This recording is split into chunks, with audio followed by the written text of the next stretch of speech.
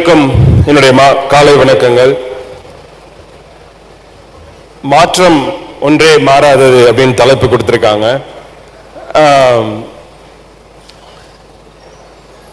எங்க ஆரம்பிக்கலாம் அப்படின்னு யோசிச்சேன்னா, இது நீங்க ஏற்கனவே பார்த்திருக்கீங்களான்னு தெரியல.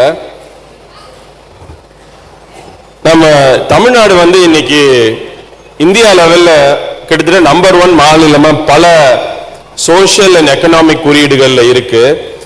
ஆனா 1950s அதாவது இந்தியா சுதந்திரம் அடைஞ்சதுக்கு அப்புறம் தமிழ்நாடோட நிலைமை ஆக்சுவலா பாத்தீங்கன்னா பாட்டம்ல இருந்துச்சு. அதாவது ஒரு தரவரிசைப்படுத்தி பாத்தீங்கன்னா அந்த தரவரிசையில கடைசி லெவல்ல இருந்த ஒரு மாநிலம் தான் தமிழ்நாடு. அங்கிருந்து ஒரு மிகப்பெரிய மாற்றம். இது பாவர்ட்டி ரேட்டோட சார்ட். அந்த சிச்சுவேஷன்ல இருந்து 2022-23 இது யூனியன் கவர்மெண்ட்ல போடுற மல்டி டைமென்ஷனல் பாவர்ட்டி இண்டெக்ஸ்னு ஒரு குறியீடு. அதாவது ஒரு ஹோலிஸ்டிக்கான அப்ரோச்ல ஒரு மாநிலமும் அந்த ஏழ்மை நிலை எப்படி இருக்குன்னு கண்டுபிடிக்கக்கூடிய ஒரு குறியீடு. அந்த குறியீடு எடுத்து பாத்தீங்கன்னா இன்னைக்கு ஒரு பெரிய மாநிலங்கள்ல மிகவும் வளர்ச்சி அடைந்த ஏழ்மை நிலை அற்ற மாநிலம் எதுனா நம்பர் 1 பொசிஷன்ல தமிழ்நாடு இருக்கு. இப்படிப்பட்ட ஒரு மிகப்பெரிய மாற்றம் எப்படி வந்துச்சு அப்படின்னு நீங்க அண்டர்ஸ்டாண்ட் பண்ணணும். அதுக்கு தான் இந்த முழுக்க இந்த செஷன் வச்சிருக்கேன். இந்த மாற்றத்தினுடைய அடுத்த கட்டமா அடுத்த லெவலுக்கு எப்படி கொண்டு போறது அப்படிங்கிறதும் பேசலாம். லைட்டிங் இல்லையா? எனக்கு அவங்களுக்கு தெரிஞ்சா போதும். ஸோ ஃபர்ஸ்ட் நம்ம தெரிஞ்சுக்க வேண்டிய விஷயம் என்னன்னா, இந்த எக்கானமின்னு நம்ம சொல்றோம் இல்லையா, பொருளாதாரம். அந்த பொருளாதாரம் ஒரு 4 விதமான பொருளாதாரம் இருக்கு. First natural resources paste economy. அதாவது இயற்கை வளங்கள் இருக்கு இல்லையா, அந்த இயற்கை வளங்களை ஒரு அடிப்படையாக வைத்த ஒரு பொருளாதாரம். உதாரணத்துக்கு நிலக்கரி, ஆயில், அப்புறம் iron ore, aluminium, gold, diamond, water, தண்ணீர் மிகப்பெரிய ஒரு இயற்கை. அப்புறம் கடல். அப்புறம் முக்கியமான ஒரு வளம் என்னன்னா கிளைமேட். இப்ப சைபீரியால இருந்தோம்னு வச்சுக்கோங்க, என்ன பண்ண முடியாங்க? சைபீரியால இருந்தா ஒன்றும் பண்ண முடியாது. ஏன்னா நமக்கு அதுக்கு உண்டான கிளைமேட்டிக் கண்டிஷன்ஸ் இல்லை. அதுக்கு அடுத்த கட்டம் என்ன அப்படின்னு பாத்தீங்கன்னா அக்ரிகல்ச்சர் பேஸ்ட் எக்கானமி. இந்த அக்ரிகல்ச்சர் பேஸ்ட் எக்கானமிக்கு 4 முக்கியமான விஷயங்கள் தேவைப்படுது. ஒன்னு அரபிள் லேண்ட், இன்னொன்னு ஃப்ரெஷ் வாட்டர், மூன்றாவது அஃப்கோர்ஸ் அகெயின் கிளைமேட், அண்ட் நாலாவது அக்வாகல்ச்சர், அக்வா ரிசோர்சஸ். அதுவும் கிட்டத்தட்ட அக்ரிகல்ச்சர் பேஸ்ட் எக்கானமில வரும். இந்த 4 விஷயங்கள் சேர்ந்துதான் அக்ரிகல்ச்சர் பேஸ்ட் எக்கானமி இருக்கு. மூன்றாவதா இண்டஸ்ட்ரியல் எக்கானமி. இண்டஸ்ட்ரியல் எக்கானமின்னு பாத்தீங்கன்னா அதுக்கு 2 முக்கியமான விஷயங்கள் இருக்கு. பார்த்துக்கிட்டே இருந்தீங்கன்னா ஒன்னொன்னா குறைஞ்சிக்கிட்டே வரும். ஃபர்ஸ்ட் நீங்க முன்னாடி எடுத்து பார்த்தீங்கன்னா ஒரு 9 ஐட்டம் இருந்தது. 9ல இருந்து 4ஆ மாறிடுச்சு, 4ல இருந்து 2ஆ மாறிடுச்சு. ரா மெட்டீரியல், மெஷினரி, இது 2த்தையும் முதலீடா கொண்டு உருவாக்குறதா இண்டஸ்ட்ரியல் எக்கானமி. அங்கிருந்து போனீங்கன்னா கடைசியில ஒண்ணுதான் நாலேஜ் எக்கானமி. இந்த நாலேஜ் எக்கானமியில மனிதர்களை, ஹியூமன் பீயிங்ஸை அடிப்படையாக கொண்டு உருவாக்கப்படுறது தான் இந்த நாலேஜ் எக்கானமி. ஸோ எப்படி தமிழ்நாடு இந்த கடைசி பொசிஷன்ல இருந்து நம்பர் 1 பொசிஷனுக்கு மாறிச்சு அப்படின்னு பாத்தீங்கன்னா, இது அந்த மாறத்துக்கு முன்னாடி அது ஒரு எக்ஸாம்பிளுக்கு எடுத்திருக்கேன். தமிழ்நாடோட ஜிடிபி கடைசியிலிருந்து 2வது பொசிஷன்ல இருந்து 1950s. உங்களுக்கு ஆச்சரியமா இருக்கும், நம்பர் 1 பொசிஷன்ல இருந்தது இப்ப கடைசியில் இருக்கக்கூடிய பீகார். 1950s நம்பர் 1 ஸ்டேட்டா இருந்தது, இப்ப கடைசி மாநிலமா இருக்கக்கூடிய பீகார் தான் அன்னைக்கு நம்பர் 1ல இருந்துச்சு. ஆனா இன்னைக்கு தமிழ்நாடு நம்பர் 2க்கு மாறிடுச்சு ஜிடிபி முறையில. அது ஏன் அப்படி நடந்துச்சு அப்படின்னு பாத்தீங்கன்னா, ஒரு மிகப்பெரிய ஷிஃப்ட் தமிழ்நாடு பண்றாங்க. அந்த ஷிஃப்ட் என்ன அப்படின்னு பாத்தீங்கன்னா, பீகார் அவங்களோட மொத்த எக்கானமியும் நேச்சுரல் ரிசோர்சஸ் பேஸ் பண்ணி இருந்துச்சு. அயன் ஓர், அலுமினியம், பாக்சைட், அந்த மாதிரிலாம். அப்புறம் அக்ரிகல்ச்சரை பேஸ் பண்ணி இருந்துச்சு. ஏன்னா அங்கதான் கங்கை இருக்கு உங்களுக்கு. அங்கிருந்து நம்ம டைரக்டா என்ன பண்றோம்னா, நமக்கு அந்த வளங்கள்லாம் இல்லை. So we leapfrog into a new paradigm, switching to industrial economy and knowledge economy. அது எப்படி நடக்குது அப்படின்னு பார்த்தீங்கன்னா, we redefine what is capital. அதாவது முதலீடு, மூலதனம் அப்படிங்கிறதுனுடைய புது அர்த்தம். இந்த ஓல்ட் எக்கானமில இதெல்லாம் வந்து கேபிட்டல் அப்படின்னு நினைச்சிட்டு இருந்தோம். ஆனா இந்த நியூ எக்கானமில பீப்புள் ஆர் த கேபிட்டல். அந்த ஒரு புது அர்த்தம் கண்டுபிடிக்கிறோம். மனிதர்களே நம்ம வந்து முதலீடா எடுத்துக்கலாம் அப்படின்னு சொல்லிட்டு. சோ அதுக்கு ஒரு உதாரணமா சொல்லணும்னா, just to give you a factual data, 1960sல தமிழ்நாடோட எஜுகேஷன் லெவல் எடுத்துக்கிட்டீங்கன்னா, 100 பேர் இருந்தாங்கன்னா ஒரு பிரமிட்ல வெறும் 20% மக்கள் மாத்திரமே படித்தவர்களாக இருந்தார்கள் 1960களில். மீதி 80% மக்கள் படிக்கல. Fast forward to 2024, 80% of the people are fully literate and only 20% is not yet there. இதுல ரொம்ப ரொம்ப முக்கியமான விஷயம் என்னன்னா, இந்த டிரான்ஸ்ஃபர்மேஷன், ஹியூஜ் டிரான்ஸ்ஃபர்மேஷன், இதோட முக்கியமான டிரான்ஸ்ஃபர்மேஷன் என்னன்னு கேட்டீங்கன்னா, what I call this as an exponential transformation. இது வந்து தமிழ்நாடு மட்டுமே சிறப்பா பண்ணிருக்கக்கூடிய ஒரே விஷயம் விமன் எஜுகேஷன் டிரான்ஸ்ஃபர்மேஷன். வேற எந்த மாநிலத்திலுமே இது நடக்கல. அதனாலதான் அந்த மாநிலங்கள்லாம் பின்னாடி போயிருக்கு. நல்லா யோசிச்சு பாருங்க, இந்த கேப் வந்து அங்க வந்து ஓவராலா 20%, விமன் மட்டும் பாத்தீங்கன்னா வெறும் 8% தான் இருந்திருக்கும். அந்த கேப் கிட்டத்தட்ட 60% கேப் இருக்கு, மென்னுக்கும் விமனுக்கும் 60%. ஆனா அந்த கேப் 60%ல இருந்து வெறும் 6%க்கு மாறிடுச்சு. 60% கேப் விமன் எஜுகேஷன்ல 6% கேப்பா மாத்தி விட்டோம். ஏன் ரொம்ப முக்கியம்னா, பாப்புலேஷன்ல பாதிக்கு மேல யார் இருக்காங்கன்னா விமன் தான் இருக்காங்க. அந்த அப்போ பாதி பேர் 74% மேல நீங்க முன்னேற்ற முடிஞ்சிச்சுன்னா, எஜுகேஷன் பண்ண முடிஞ்சிச்சுன்னா, அந்த பொருளாதாரம் அடுத்த கட்டத்துக்கு மிகப்பெரிய லெவல்ல முன்னேறிடும். தமிழ்நாடு மாத்திரம்தான் வந்து விமன் சென்ட்ரிக்கா நிறைய ப்ரோக்ராம்ஸ் பண்றோம். உங்களுக்கு தெரியுமான்னு தெரியல, தமிழ்நாடு மாத்திரம்தான் விமனுக்கு ஃபர்ஸ்ட் ஓட்டிங் ரைட்ஸ் கொடுத்தது. தமிழ்நாடு மாத்திரம்தான் ஃபர்ஸ்ட் விமனுக்கு வந்து சொத்துல உரிமை கொடுத்தது முதல். தமிழ்நாடு மாத்திரம்தான் வந்து விமனுக்கு போலீஸ் ஸ்டேஷன் தனியா, woman centric police station first வச்சது தமிழ்நாடு தான். இப்படி நம்ம வந்து தமிழ்நாடு வந்து பெண்களுக்கு உண்டான சட்டதிட்டங்களை இயற்றுறதுல இந்தியாவிலேயே முதன்மை மாநிலமா தமிழ்நாடு எப்பயுமே இருந்திருக்கு ஆக்சுவலா. சோ இது வந்து ஒரு பயங்கரமான ஒரு டிரான்ஸ்ஃபர்மேஷன். ஏன் இந்த டிரான்ஸ்ஃபர்மேஷன் முக்கியம்னா, ஒரு பாப்புலேஷன்ல 50% இருக்கக்கூடிய பெண்களை முன்னேற்றாம அந்த பாப்புலேஷனை அடுத்த கட்டத்துக்கு கொண்டு போகிறதுக்கு வாய்ப்பே இல்லை. ஒரு பாப்புலேஷனை முன்னேற்றணும்னா பெண்களை முன்னேற்றணும். இன்னைக்கு வந்து ராஜஸ்தானோ மற்ற மாநிலங்களோ ஏன் இன்னும் மாறலன்னா, இன்னும் பெண்கள் வந்து 10th 12th முடிச்சுட்டு உடனே கல்யாணம் பண்ணி கொடுத்துடுறாங்க. தமிழ்நாட்டில் மாத்திரம்தான் எந்த அளவுக்கு ஆண் பிள்ளைகள் காலேஜுக்கு போய் படிக்கிறாங்களோ அதே அளவுக்கு பெண் பிள்ளைகள் காலேஜுக்கு போய் படிக்கிறாங்க. வேற எந்த மாநிலத்திலுமே நடக்கிறது இல்லை. இன்னும் ஒரு 2 வருஷத்துல பெண் பிள்ளைகள் காலேஜுக்கு போற நம்பர் வந்து ஆண் பிள்ளைகள் காலேஜுக்கு போற நம்பரை தாண்ட போகுது ஃபர்ஸ்ட் டைமா தமிழ்நாட்டில். வேற எங்கேயுமே நடக்க போறது இல்லை. Meaning that these are all huge record. Of course இதுக்கெல்லாம் நம்ம வந்து பெண்கள் முன்னேற்றத்துக்கு தமிழ்நாடு இந்த அளவுக்கு வந்திருக்குன்னா முக்கியமா பெரியார் மாதிரியான ஒரு தலைவர்களுக்கு நம்ம வந்து ஸ்பெஷல் கிரெடிட் கொடுத்தே ஆகணும். ஏன்னா அவருதான் வந்து முக்கியமா பெண்கள் பெண்கள் பெண்கள்னு எப்ப பார்த்தாலும் தலைப்பாடா அடிச்சுட்டே இருப்பாரு. பெண்களை முன்னேற்றினா தமிழ்நாடு முன்னேறாது அப்படிங்கிறது அவருடைய முக்கியமான ஒரு கொள்கை.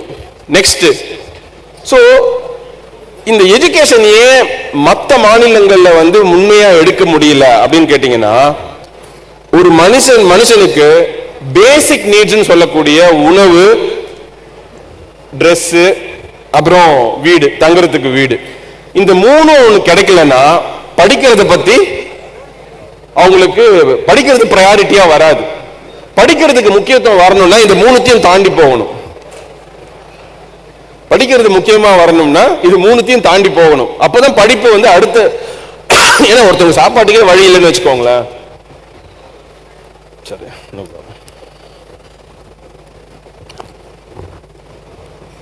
ஒருத்தர் வந்து சாப்பாட்டுக்கே வழி இல்லைன்னா படிக்கிறதுக்கு கான்சென்ட்ரேஷன் போகாது.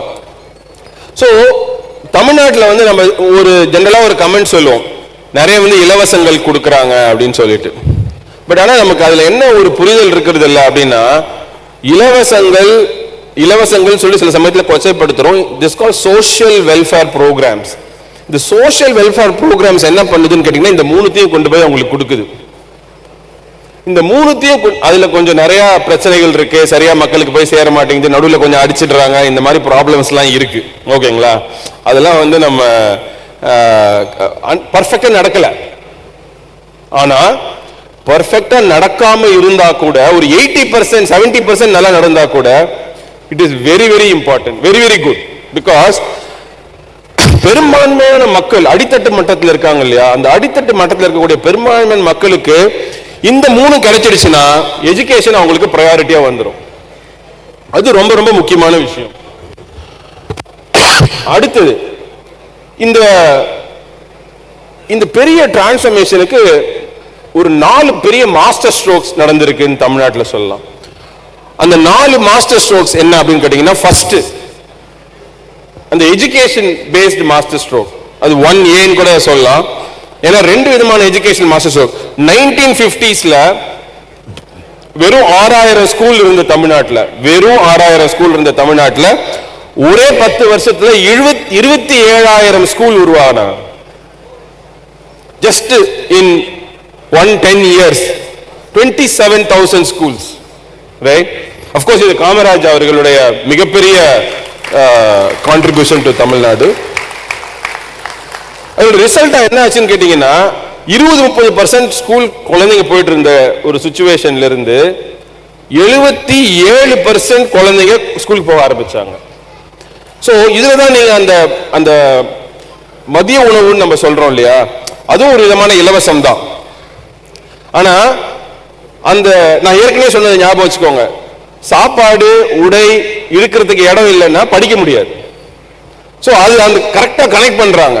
ஸோ குழந்தைங்களுக்கு சாப்பாடு கொடுத்தா ஆட்டோமேட்டிக்கா அவன் படிக்கிறதுக்கு நாட்டம் போகும் அப்படிங்கிறது ரொம்ப முக்கியமாகுது.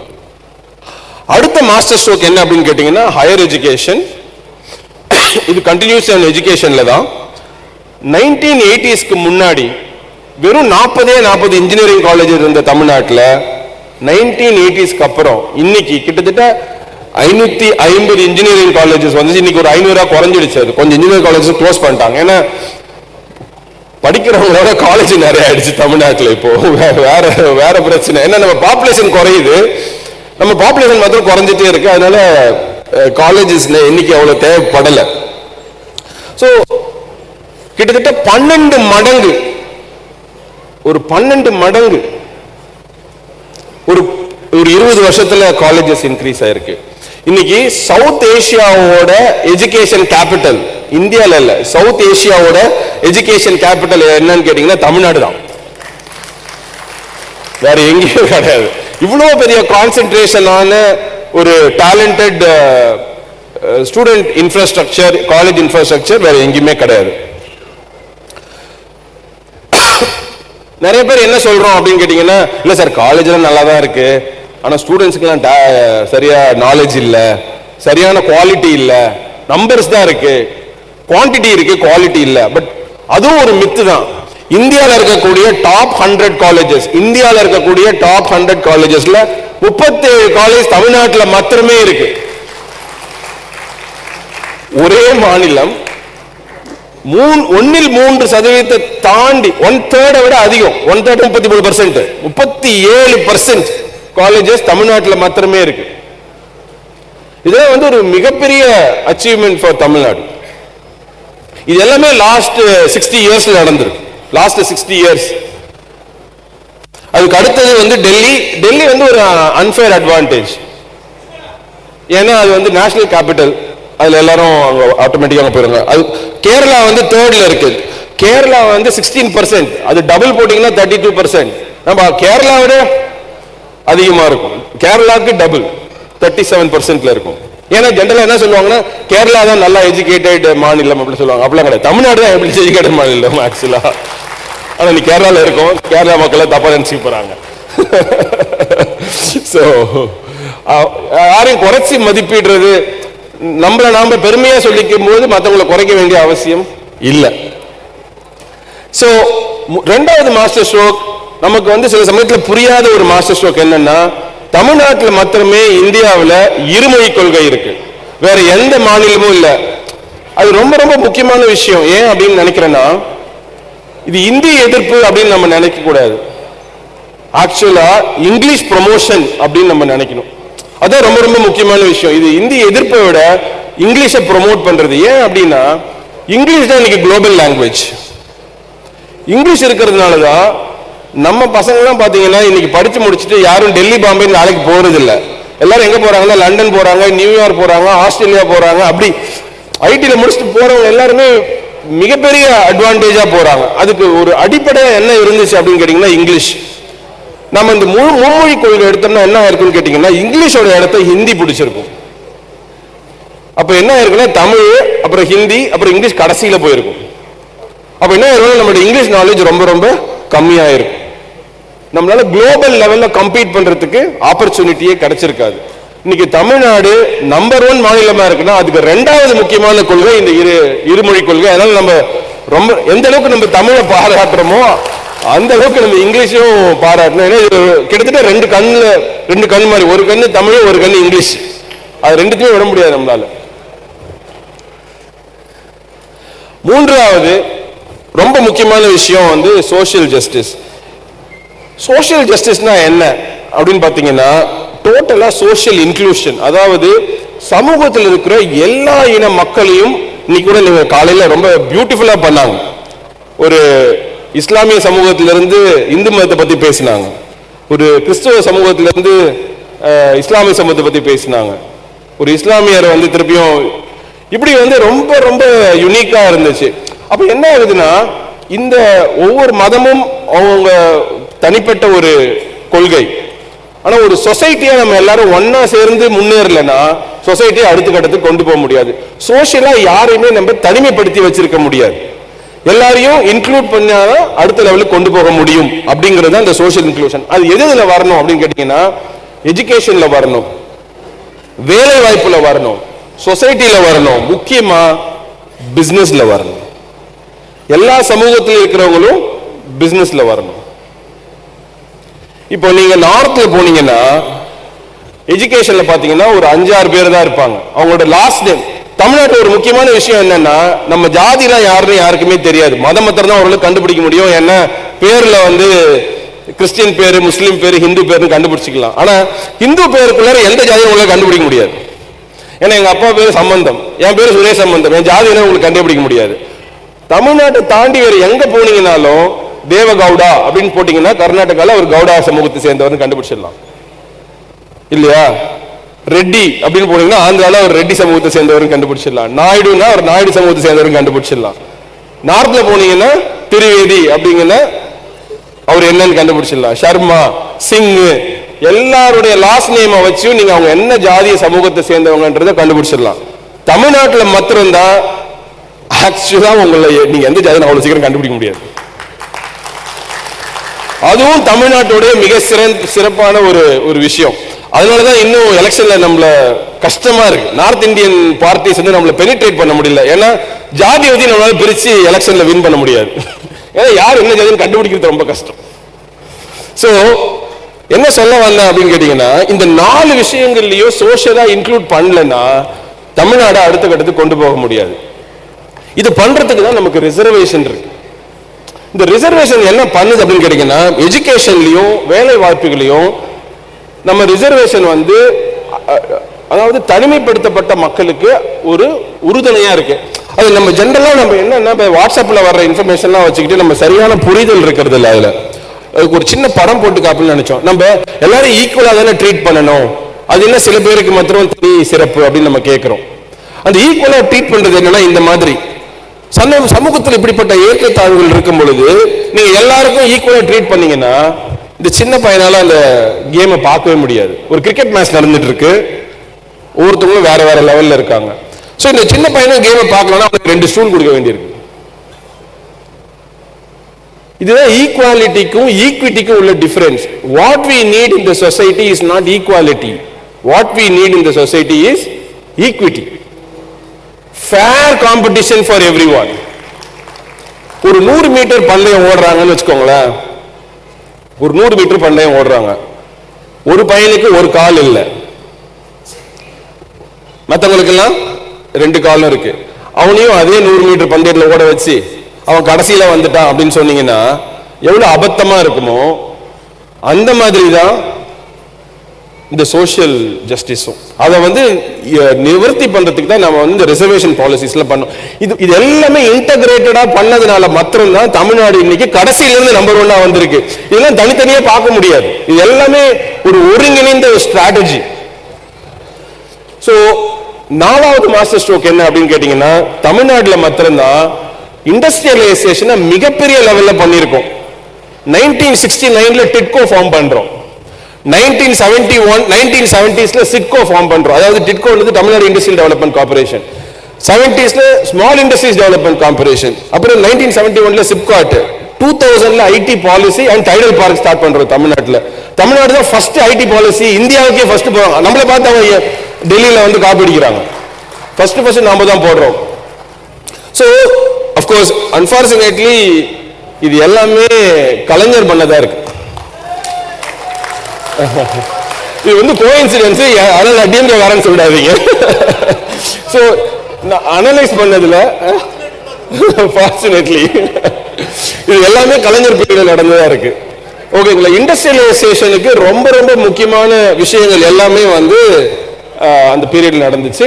அஃப்கோர்ஸ் நான் சொல்ல மறந்துட்டேன், அந்த எஜுகேஷன் பீரியட் முக்கியமா அந்த பிரைவேடைசேஷன் ஆஃப் காலேஜ் பண்ணது எம்ஜிஆர் அவர்கள். ஸோ அவருக்கு நம்ம கண்டிப்பா கிரெடிட் கொடுத்தாகணும். ரொம்ப ரொம்ப முக்கியமான விஷயம் என்னன்னா, இந்த கட்சிகள் எல்லாம் மாறி மாறி, இப்ப காமராஜ் காங்கிரஸ், எம்ஜிஆர் ஏடிஎம்கே, கலைஞர் டிஎம்கே, இவங்க எல்லாம் வேற வேற கட்சிகளை சேர்ந்தவங்களா இருந்தாலும் அவங்களுக்குள்ள சண்டை போட்டுட்டு இருந்திருக்கலாம். ஆனா தமிழ்நாடு அடுத்த கட்டத்துக்கு கொண்டு போகணும் அப்படிங்கிறது ஒரே கோல். அதுதான் ரொம்ப ரொம்ப முக்கியமான விஷயம். அப்ப நம்மளுடைய கோல் என்னவா இருக்கணும்னா, தமிழ்நாடு யாரெல்லாம் அடுத்த கட்டத்துக்கு கொண்டு போறாங்களோ அவங்களை செலக்ட் பண்றது நம்மளுடைய கோல். ரொம்ப சிம்பிள். ஆக்சுவலா நம்மளோட கோல் பார்ட்டி ஓரியன்டா இருக்கக்கூடாது. தமிழ்நாடு யாரெல்லாம் அடுத்த கட்டத்துக்கு கொண்டு போவாங்க அவங்கள செலக்ட் பண்ணி, அதுதான் ரொம்ப முக்கியமான விஷயம். ஆனா சில சக்திகள் தமிழ்நாடு பின்னாடி கொண்டு போக ட்ரை பண்றாங்க. we have to be very very careful about it. ஏன்னா இந்த மத ரீதியாகவும் மற்ற விஷயங்களாகவும் தமிழ்நாடு மக்களை பிரிச்சுட்டோம்னா தமிழ்நாடு பின்னாடி போயிடும். தமிழ்நாடு முக்கியமான விஷயம் என்ன அப்படின்னு கேட்டீங்கன்னா, ஒற்றுமையா இருக்கிறது தான். அந்த சோசியல் பீஸ்ன்னு சொல்லுவாங்க, social peace and industrial peace. இது ரெண்டும் தமிழ்நாட்டில இருந்து தூக்கிட்டீங்கன்னா அதுல பாலாத்துக்கு நம்ம போயிடும். ஸோ அது நம்ம ரொம்ப கேர்ஃபுல்லா இருக்கணும். ஸோ இது சம்மரியா சொல்லணும் அப்படின்னு கேட்டீங்கன்னா, தமிழ்நாடுடைய growth பார்த்தீங்கன்னா பேலன்ஸ்டு growth. வெறும் பொருளாதார வளர்ச்சி மாத்திரமல்ல, சமூக வளர்ச்சியும் பொருளாதார வளர்ச்சியும் சேர்ந்து செய்யறது. அதாவது நம்ம கிரீன்ல இருக்கும். இப்ப குஜராத், மகாராஷ்டிராலாம் பாத்தீங்கன்னா வெறும் பொருளாதார வளர்ச்சி தான் உங்களுக்கு குறிக்கோள். ஒரு உதாரணத்துக்கு சொல்றேன், ஒரு ஐஏஎஸ் ஆபீசர் குஜராத்ல இருந்து என்ன பார்க்க வந்தாரு. நம்ம $1 trillion எக்கானமி போனதுக்கு அப்புறம், சார் நான் இது குஜராத்லயும் பண்ண போறேன், அதுக்கு எங்களுக்கு கைட் பண்ணுங்க அப்படின்னு சொன்னேன். ஓகே சார் பண்றேன் அப்படின்னு சொன்னேன். அப்ப நான் கடைசியில பேசிட்டு போய் ஒரே ஒரு கேள்வி கேட்டேன். சார், சில ஜாதி பெயர்கள் கடைசி பேரா இல்லாம அவரால் ஒரு வாடகைக்கு பிசினஸ் ஸ்டார்ட் பண்றதுக்கு ஒண்ணு வாங்க முடியுமா, ஒரு இடம் கிடைக்குமா அவருக்கு அப்படின்னு கேட்டேன். கொஞ்சம் யோசிச்சு பார்த்துட்டு கொஞ்சம் கஷ்டம் தான் சார் அப்படின்னாரு. அப்ப நான் சொன்னேன், நீங்க முதல்ல சமூக ரெவல்யூஷனை போய் பண்ணுங்க, அதுக்கப்புறம் என்டர்பிரினர்ஷிப் ரெவல்யூஷனை போய் பண்ணலாம். ஏன்னா அது ரொம்ப ரொம்ப முக்கியமான விஷயம். இது பண்றது ரொம்ப ரொம்ப கஷ்டம். அதாவது சமூக புரட்சி பண்ணாம பொருளாதார புரட்சி பண்ணவே முடியாது. ஏன்னா நிறைய மக்கள் பின்தங்கி இருப்பாங்க. அஃப்கோர்ஸ் கேரளா, வெஸ்ட் பெங்கால்லாம் அவங்க ரொம்ப என்ன சொல்றது, சோசியல் இண்டெக்ஸ் மாத்திரம் ஓவரா கான்சென்ட்ரேட் பண்றாங்க, எக்கனாமிக் இண்டெக்ஸை விட்டுறாங்க. ஸோ ரெண்டுமே பேலன்ஸ் பண்ணி பண்ணணும். ஸோ இந்த லெவலில் இருக்கிற தமிழ்நாடு அடுத்த கட்டத்துக்கு எப்படி கொண்டு போறது அப்படின்னு பாத்தீங்கன்னா, we came up with the 5th master stroke, which is called the $1 trillion economy. தமிழ்நாடுடைய பொருளாதாரத்தை அடுத்த கட்டத்துக்கு எப்படி கொண்டு போறது. $260 billion அப்ப எப்ப ஃபர்ஸ்ட் ப்ரொபோஸ் பண்ணா 2018ல. அப்ப ADMK கவர்மெண்ட் இருந்துச்சு. So I went and met the ADMK government and educated them, but they couldn't take it up for various reasons. So அந்த $1 trillion எக்கானமி தான் நம்மளோட குறிக்கோளா வச்சு நகர்றோம். அதை பண்ணணும்னா 4 பில்லர்ஸ் இருக்கு. அதுக்கு அந்த 4 பில்லர்ஸ் என்ன அப்படின்னு பாத்தீங்கன்னா, you have to attract big industries to Tamil Nadu. Second, we have to transform, அதாவது இந்த MSMEs சொல்லக்கூடிய இந்த சிறு குறு நடுத்தர தொழில் நிறுவனங்களை அடுத்த கட்டத்துக்கு பெரிய லெவல்ல கொண்டு போகணும். அப்புறம் நிறைய ஸ்டார்ட் அப்ஸ் உருவாக்கணும். அப்புறம் இன்ஃபர்மேஷன் டெக்னாலஜி அடுத்த கட்டத்துக்கு கொண்டு போகணும். இந்த 4 பில்லர் இருந்தா அந்த $1 trillion எக்கானமியை நம்மளால அடைய முடியும். ஸோ இந்த நான் ஏற்கனவே சொன்ன மாதிரி natural resource paste economy, agriculture economy, industrial economy, knowledge economy. இப்போ 5th மாஸ்டர் ஸ்ட்ரோக் என்னன்னா, இட்ஸ் an entrepreneurial எக்கானமி. ஏன்னா நம்மளோட பிள்ளைகள்லாம் என்ன பண்றாங்கன்னா, படிச்சு முடிச்சு எல்லாரும் வேலைக்கு போக ஆரம்பிச்சிட்டாங்க. ஆனால் நிறைய பேர் வந்து தொழில் தொடங்குறத ஒரு குறிக்கோளாக எடுத்து பண்றது இல்லை. ஸோ அடுத்த கட்டமா நம்ம அவங்க எல்லாரும் அடுத்த கட்டத்துக்கு கொண்டு போகணும்னா எல்லாரும் நிறைய பேரை தொழில் முனைவோர்களா ஆண்டர்பிரினர்ஸா மாற்றணும். So the future of Tamil Nadu lies in entrepreneurial economy. So எங்களோட கோல் என்ன அப்படின்னு கேட்டீங்கன்னா, இன்னைக்கு தமிழ்நாட்டில் வந்து இதயம் நல்லெண்ணெய் மாதிரி நிறைய பிராண்ட்ஸ் இருக்கு. ஒரு 150 பிராண்ட்ஸ் இருக்கு. அதெல்லாம் நாங்கள் அந்த மேப்ல போட்டிருக்கோம். இதுக்கு வந்து என்னன்னா மேக்கிங் தமிழ்நாடு ப்ரவுட் அப்படின்னு சொல்லிட்டு ஒரு நேம். இந்த மாதிரி பிராண்ட்ஸ் 150 இருக்கிறது எப்படி 500 மாத்துறது? இந்த 500 மாத்தணும்னா இந்த 280 $1 trillion எக்கானமியா நம்மளால மாற்ற முடியும். அதுக்கு என்ன பண்ணோம்னா, we wanted to foster the startups and founder community. அதுக்கு தான் ஐடியா பட்டறைன்னு ஒன்று ஃபார்ம் பண்ணோம். இது வரைக்கும் என்ன பண்ணியிருக்கோம்னா, ஒரு 1000 ஃபவுண்டர்ஸ் வந்து மென்டர் பண்ணியிருக்கோம். 45 ஒர்க் ஷாப்ஸ் பண்ணியிருக்கோம் வெறும் 2.5 வருஷத்துல. ஸோ அப்படின்னா என்னன்னா, மாசத்துக்கு 1.5 ஒர்க் ஷாப் நடத்தியிருக்கோம். கிட்டத்தட்ட ஒரு 90+ கம்பெனிஸ் வந்து வேரியஸ் லெவல்ஸ் ஆஃப் மென்டரிங்ல இருக்கு. அதுக்கப்புறம் என்ன பண்ணணும்னா, இந்த மென்டர் பண்ண கம்பெனிஸ்லாம் அவங்களுக்கு ஏதாவது ஃபண்டிங் வாங்கி கொடுக்கலான்னு பார்த்தா அவங்க அவ்வளோ சீக்கிரம் ஃபண்டிங் தர மாட்டேங்கிறாங்க. அதனால நாங்களே என்ன பண்ணோம்னா, ஒரு வெஞ்சர் கேபிட்டல் ஃபார்ம், விசி ஃபார்ம் ஒன்று ஸ்டார்ட் பண்ணோம். முதல் விசி அப்படின்னு சொல்லிட்டு. இது என்ன பண்ணணும்னா, இந்த மாதிரி கம்பெனிஸ்ல இன்வெஸ்ட் பண்ணி அந்த கம்பெனியை அடுத்த கட்டத்துக்கு கொண்டு போக வைக்கிறது தான் இந்த முதல் விசியோட கோல். அது மூலியமா 15 கம்பெனிஸ்க்கு we have already invested. 15 companies we have already invested in. அந்த 90 கம்பெனிஸ்ல 15 companies already we have invested. அடுத்த கட்டமா இது வந்து அந்த ஸ்டார்ட் அப்ஸ் எப்படி அடுத்தமா கொண்டு போறது அப்படிங்கிற அந்த பில்லர்ல ஒரு பில்லர். இன்னொரு பில்லர் என்னன்னா, கனவுன்னு சொல்லிட்டு ஒரு தொடர் எழுதுறேன் நான் விகடன்ல. விகடன் வந்து ஆரம்பிச்சு 100 வருஷம் ஆக போகுது. அந்த 100 வருஷ ஹிஸ்டரியில ஒரு பிசினஸ் ஆர்டிக்கல் 2.5 வருஷம் 150 எபிசோட் போனது ஃபர்ஸ்ட் டைமா கனவுன்ற அந்த ஆர்டிக்கல் மாத்திரம்தான். அது என்ன பண்ணும் அப்படின்னு கேட்டீங்கன்னா, ஒவ்வொரு மாவட்டத்தில் இருக்கக்கூடிய வளங்களை வாய்ப்புகளா மாற்றி அந்த ஊர்ல அந்த இளைஞர்கள் அங்கேயே எப்படி தொழிலை தொடங்குறது, சென்னைக்கு வர தேவையில்ல, கோயம்புத்தூருக்கு பெரிய நகரங்களுக்கு போக தேவையில்ல. முதல்ல நான் எடுத்தது, நான் ஏன் இதுக்கு ஒத்துக்கிட்டேன்னா, அதுக்கு நான் நிறைய ரோட்டரில என்னை கூப்பிட்டுருக்காங்க. நான் இது வரைக்கும் போகல. ஆக்சுவலா ஃபர்ஸ்ட் இதுக்கு மாத்திரம் தான் வந்திருக்கேன். எதுக்கு வந்தேன்னா, ஃபர்ஸ்ட் நான் எடுத்துக்கிட்ட மாவட்டம் ராமநாதபுரம் மாவட்டம். ஸோ அதனால அதுக்கு சரி வரலாம் அப்படின்னு சொல்லி வந்துட்டேன். ஸோ ஏன் இந்த எம்எஸ்எம்இனா, எம்எஸ்எம்இ தான் backbone of the economy. நிறைய பேருக்கு தெரியுமான்னு தெரியல, 50 லட்சம் எம்எஸ்எம்இஸ் இருக்காங்க தமிழ்நாட்டில். 50 லட்சம். இந்தியாவில் நம்பர் 1 MSMEs in India. அந்த 50 லட்சத்துல மைக்ரோ இன்க்ளூடட். இந்த மைக்ரோ எடுத்துட்டீங்கன்னா 5 லட்சம் MSMEs கிட்டத்தட்ட இருக்காங்க. மொத்த இந்தியாவில் இருக்கக்கூடிய 12% MSMEs தமிழ்நாட்டில் மாத்திரமே இருக்காங்க. நல்லா யோசிச்சு பாருங்க, 30 மாநிலம் இருக்கக்கூடிய ஒரு கண்ட்ரியில நாமளே 12% இருக்கோம். இந்த MSMEsனால தான் தமிழ்நாடு வந்து பர் கேபிட்டா இன்கம்ல நம்பர் 1 இருக்கிறதுக்கு காரணம் இந்த MSMEs தான். இந்த MSMEs என்ன பண்ணுவாங்கன்னா, இந்த பெரிய கம்பெனிஸ்ல இருந்து அந்த வரக்கூடிய விஷயங்களை எடுத்து மக்கள்கிட்ட அந்த பணத்தை கொண்டு போய் சேர்க்கிறது இந்த MSMEs தான். இந்த ட்ரிக்கிள் டவுன் எக்கானமின்னு சொல்லுவாங்க. இதெல்லாம் என்ன ஆயிரும்னா, பணக்காரங்க மாத்திரமே பணக்காரங்களா மாறிட்டு இருப்பாங்க. MSMEs இல்லைன்னா மொத்த எக்கானமியும் அடுத்த கட்டத்துக்கு போகாது. பணம் வந்து கடைசி கட்டத்துக்கு போய் சேராது. அது சேரத்துக்குள்ள வழி என்ன அப்படிங்கிறது MSMEs தான். ஸோ இண்டஸ்ட்ரியல் அவுட்புட், தமிழ்நாட்டோட இண்டஸ்ட்ரியல் அவுட்புட்ல 40% கிட்ட இந்த MSMEs பண்றாங்க. 1.5 கோடி பேருக்கு வேலை வாய்ப்புகள் கொடுக்குறாங்க. 1.5 கோடி. ஸோ ஃபர்ஸ்ட் இந்த MSMEsக்கு வந்து என்னென்ன ஐடியாஸ் கொடுக்கலாம் அப்படிங்கிறது பேச ஆரம்பிச்சோம். ஃபர்ஸ்ட் கன்னியாகுமரி மாவட்டம், இங்க ரப்பர் இருக்கு, but we don't have a rubber mattress தயாரிக்கக்கூடிய தொழிற்சாலை அங்க இல்ல. அதே மாதிரி இங்க நிறைய மிளகு வளருது. we can make black pepper shampoo. Okay, அடுத்தது இங்க வந்து நிறைய கிராம்பு விலை. இப்ப நம்ம என்ன பண்றோம்னா விவசாய பொருட்களை ப்ரொடியூஸ் ஆகவே விற்கிறோம். ப்ரொடியூஸ்னா விளையாடுறதாவே விற்கிறது. ஆனா விவசாய பொருட்களை ப்ரொடியூஸ்ல இருந்து ப்ராடக்டா மாத்தலாம். Produced product. ஸோ இந்த கிராம்பு அப்படிங்கிறதுல இருந்து கிராம்பு எண்ணெயில இருந்து you can make face cream. அதே மாதிரி இங்க வந்து படகு இல்லம். இந்த படகு இல்லம் தயாரிக்கிறதுக்கு ஒரு தொழிற்சாலை உருவாக்கலாம். கன்னியாகுமரி அப்படின்னு சொன்னாலே டூரிஸ்ட் ஸ்பாட். பட் ஆனா இங்க ஸ்கூபா டைவிங்கோ இல்ல வந்து பாரா ஜம்பிங்கோ இந்த மாதிரியான ஒரு ரொம்ப அட்ராக்டிவான விளையாட்டு நிகழ்ச்சிகள் இல்ல. தூத்துக்குடி உங்க ஏரியா ஃபிஷ்ல இருந்து fish bio fertiliser from the waste.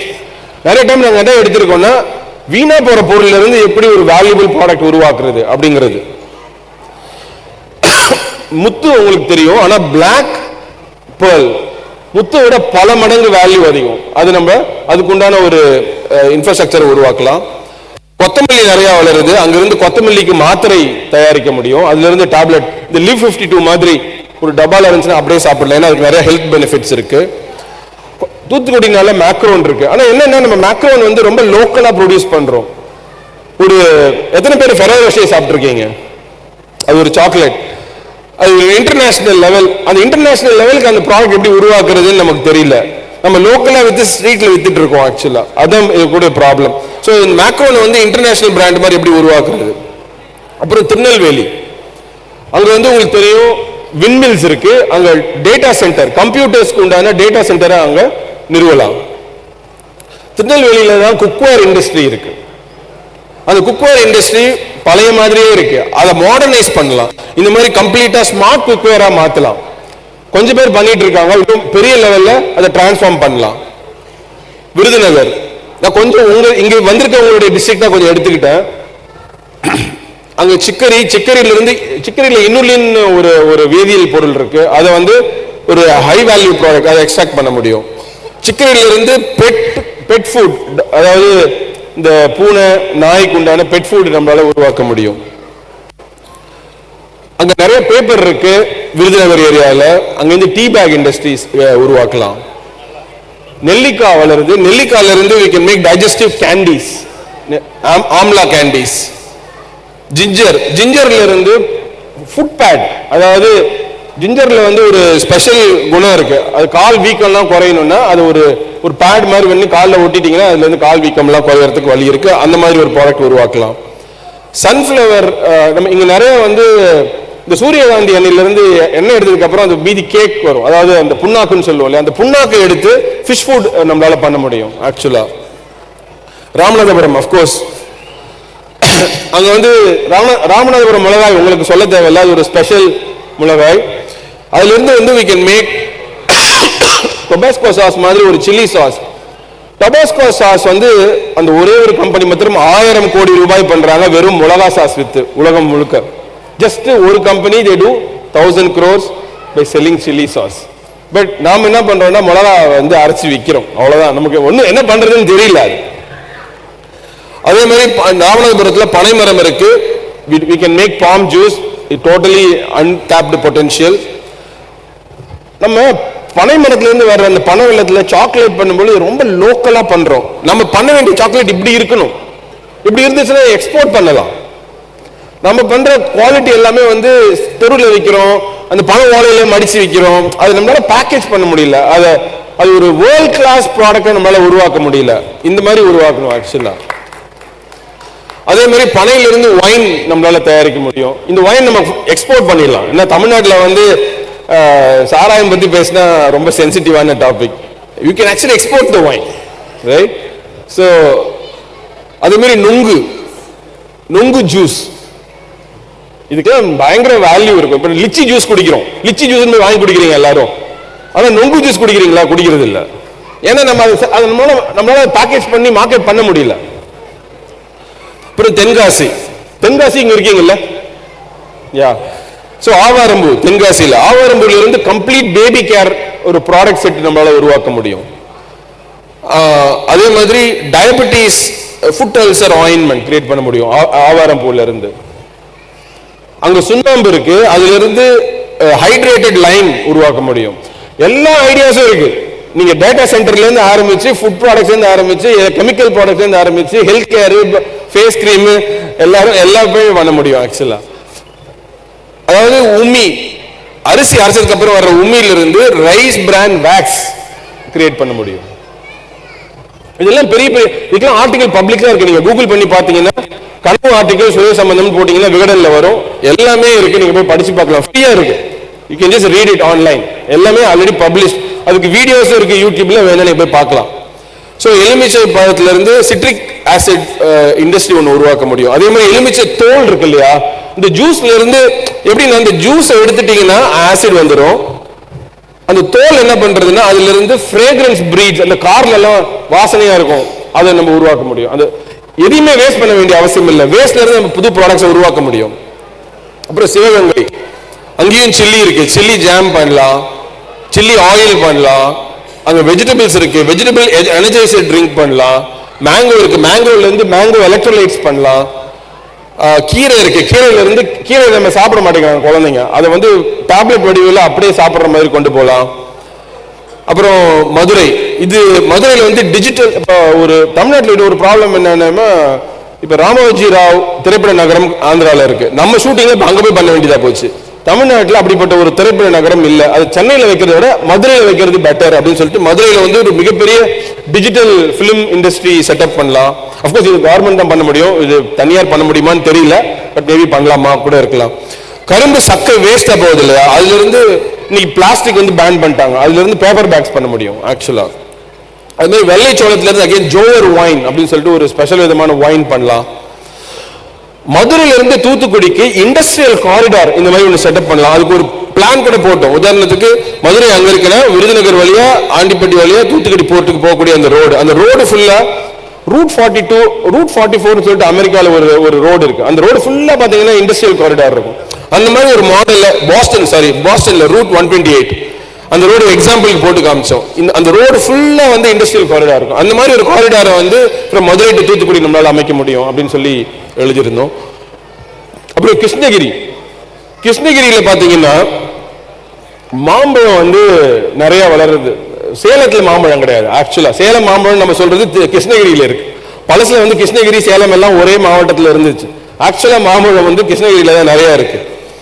அங்க வந்து நிறைய ஃபுட் பல்ப் இண்டஸ்ட்ரி இருக்கு. மாம்பழ கூழ் எடுத்துருவாங்க, அப்புறம் தோலை தூக்கி தான் போடுறாங்க. அந்த தோல் என்ன பண்ணலாம்னா வீகன் லெதர், இந்த மாதிரி லெதர் குட்ஸ் உருவாக்க முடியும். அதாவது அனிமல் ப்ராடக்ட்ஸ்ல இருந்து, அனிமல் மாட்டு தோல்ல இருந்து எடுக்கிறதுக்கு பதிலா அந்த மாம்பழ தோல்ல இருந்து அது ப்ராசஸ் பண்ணீங்கன்னா வீகன் லெதர் உருவாக்க முடியும். வீகன் லெதரோட விலை வந்து ஒரு நார்மல் லெதரை விட 10 மடங்கு அதிகம்.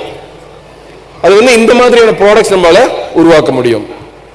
அதே மாதிரி தர்மபுரி ஜஸ்ட் இந்த மாதிரி 400 ஐடியாஸ் இருக்கு. 400 காட்ட போறது இல்லை, உங்களுக்கு 40 தான் எடுத்துட்டு வந்திருக்கேன், ஒரு 10% சாம்பிள். ஓகேங்களா, சன்ரைஸ் டொமேட்டோஸ். அதே மாதிரி திருநெல்வேலியில வந்து காற்றாலை, இந்த விண்மில் இண்டஸ்ட்ரியல் பார்க் ஒன்று உருவாக்க முடியும். அதாவது நீங்க அறுவடை பண்ணதுக்கு அப்புறம் வேஸ்ட் வருது இல்லையா, அந்த பயோ வேஸ்ட்னு சொல்லுவாங்க. அதுல இருந்து நிலக்கரி மாதிரி பயோ பிரிக்கெட்ஸ் உருவாக்க முடியும். அது நிலக்கரி மாதிரி உங்களால எரிக்க முடியும். ஏன்னா அது கம்ப்ரஸ் பண்ணி ஹெவியா மாத்தலாம், நல்ல நிலக்கரி மாதிரி ஆயிரும். அதுக்கப்புறம் நீங்க அது பயோ பிரிக்கெட்ஸா யூஸ் பண்ணலாம். எங்க ஊர் வந்து கடலூர், விழுப்புரம் அந்த ஏரியா. நான் வந்து கடலூர் ஆக்சுவலா. அங்க நிறைய நிலக்கடலை வளருது. அந்த நிலக்கடலையோட தோல்ல வந்து 6 to 7% ஹைட்ரஜன் இருக்கு. அந்த தோலை தூக்கி போடுற தோல்ல அது நம்ம ஒரு பைரோலிசிஸ் ப்ராசஸ்ல நீங்க எடுத்தீங்கன்னா H2 ஹைட்ரஜன் எடுக்கலாம். H2 வச்சு நீங்க தெர்மல் பவர் பிளான்ட் ப்ரொடியூஸ் பண்ணலாம். பல மெகாவாட் உங்களால எலக்ட்ரிசிட்டி ப்ரொடியூஸ் பண்ணி கவர்மெண்ட் கொடுக்க முடியும். சேலம், அதே மாதிரி தேனி, ஒவ்வொரு மாவட்டத்திலும் திருவாரூர்ல வக்கல்ல இருந்து ஒரு கார்ட்போர்ட் பண்ண முடியும், பிளைவுட். ஃபைனலா கடலூர்ல வந்து பாத்தீங்கன்னா முந்திரி பழத்துல இருந்து அந்த பழம் முந்திரி கொட்டை எடுத்துட்டு பழத்தை தூக்கி போட்டுருவோம். அதுல இருந்து ஃபென்னி அப்படின்னு சொல்லக்கூடிய ஒரு எக்ஸ்போர்ட் குவாலிட்டி லிக்கர் நம்மளால உருவாக்க முடியும்.